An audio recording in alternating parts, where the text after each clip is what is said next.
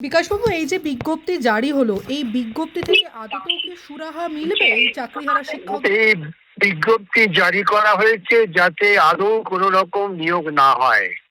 কেন এই বিজ্ঞপ্তির মূল লক্ষ্যই হচ্ছে যাদের কাছ থেকে টাকা নিয়ে চাকরি দিয়েছেন সেই তাদের চাকরিটাকেই পুনর্বহাল করার একটা পরিকল্পনা।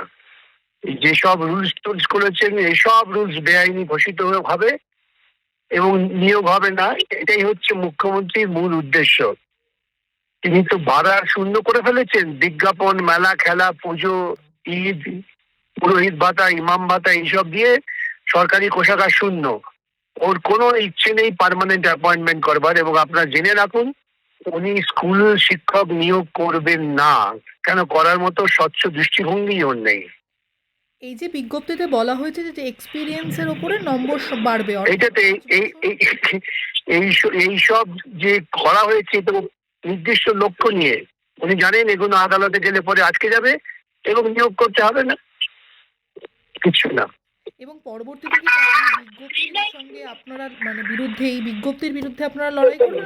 যেভাবে নিয়োগের কথা বলা হচ্ছে সেপ্টেম্বর, সবাই লড়াই করবে। আমরা কেন, যে ছেলে মেয়েগুলো রাস্তায় পড়ে আছে দিনের পর দিন, যাদের মেধা ভিত্তিক নিয়োগটা বাতিল হয়ে গেল ওর দুর্নীতির জন্য, তারাই লড়াই করবে।